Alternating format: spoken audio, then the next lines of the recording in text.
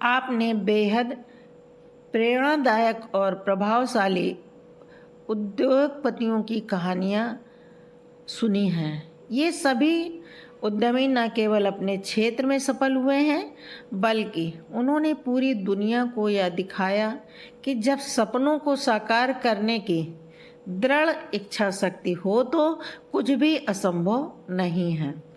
इन कहानियों से यह सीखने को मिलता है कि शुरुआती कठिनाइयाँ और सीमित साधनों के बावजूद भी अगर व्यक्ति में समर्पण, नवाचार और दृढ़ संकल्प हो तो वह शून्य से शिखर तक सफर तय कर सकता है।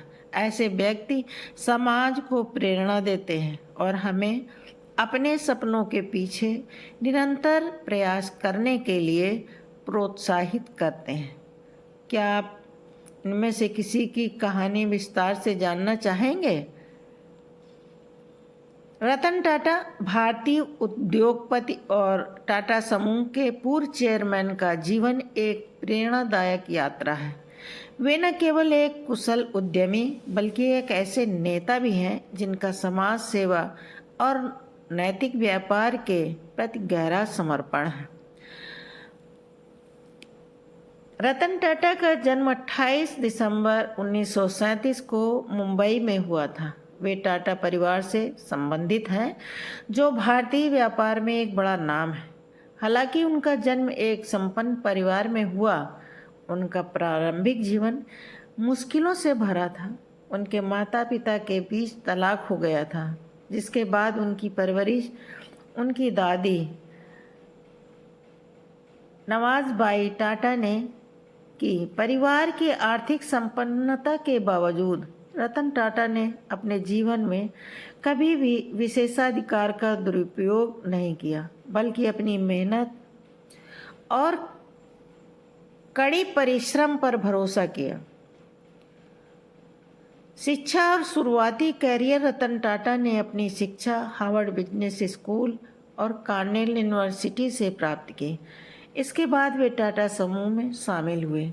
शुरुआत में उन्होंने टाटा स्टील के एक प्लांट में काम किया, जहां उन्होंने फर्श पर श्रमिकों के साथ काम करके ज़मीनी हकीकत को समझा। ये उनके करियर की नींव बन गई, जिससे उन्होंने अपने नेतृत्व कौशल को और मजबूत किया। 1991 में रतन टाटा ने जे.आर.डी. टाटा से टाटा समूह की बागडोर संभाली। जब उन्होंने कंपनी की कमान संभाली, तब समूह के भीतर कई चुनौतियां थीं। उन्होंने कई कंपनियों में पुनर्गठन किया और नए क्षेत्रों में विस्तार किया। उनके नेतृत्व में टाटा समूह ने कई महत्वपूर्ण अधिग्रहण किए, जैसे टेटली चाय का सबसे बड़ा ब्रांड, जगुआर और लैंड रोवर, ब्रिटेन की लग्जरी कार कंपनियां, कोरस स्टील का प्रमुख खिलाड़ी। इन अधिग्रहणों ने टाटा समूह को वैश्विक स्तर पर पहचान दिलाई। रतन टाटा का उद्देश्य हमेशा गुणवत्ता और नवाचार पर आधारित रहा, जिससे टाटा समूह की पहचान एक भरोसेमंद और नैतिक व्यापारिक संस्था के रूप में स्थापित हुई। रतन टाटा का एक और महत्वपूर्ण योगदान टाटा नैनो कार है। उनका सपना था कि हर भारतीय परिवार के पास एक सस्ती और किफ़ायती कार हो, ताकि सड़क पर दोपहिया वाहन चलाने वाले लोग भी सुरक्षित यात्रा कर सकें। उन्होंने अपनी टीम के साथ मिलकर नैनो को केवल 1 लाख की कीमत में लाने का प्रयास किया, जो अपने समय में एक बड़ी उपलब्धि थी।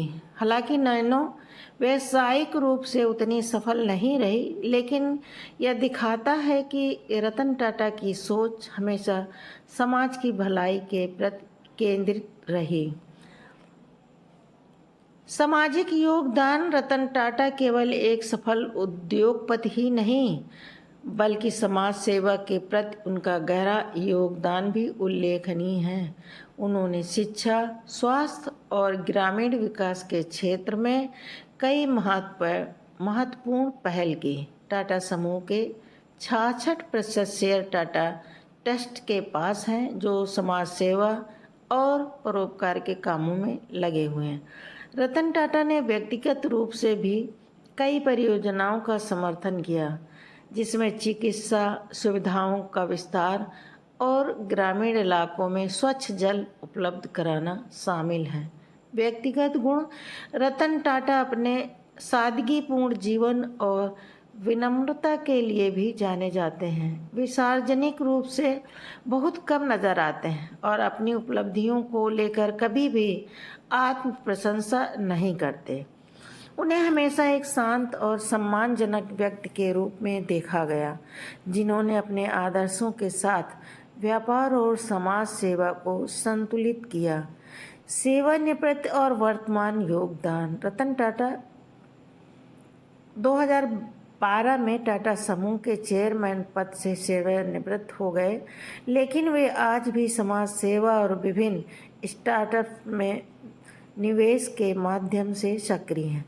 वे युवाओं को प्रेरित करते हैं और नए उद्यमियों को प्रोत्साहित करते हैं। रतन टाटा की कहानी एक ऐसे व्यक्ति की है जिसने न केवल व्यापार के क्षेत्र में बल्कि समाज सेवा में भी उत्कृष्टता हासिल की है। उनका जीवन इस बात का प्रमाण है कि यदि व्यक्ति अपने मूल्यों और नैतिकता के प्रति ईमानदार रहता है तो वह शिखर पर पहुंच सकता है। उसकी सादगी, समाज सेवा के प्रति समर्पण और व्यावसायिक दूरदर्शिता हमें प्रेरित करती है।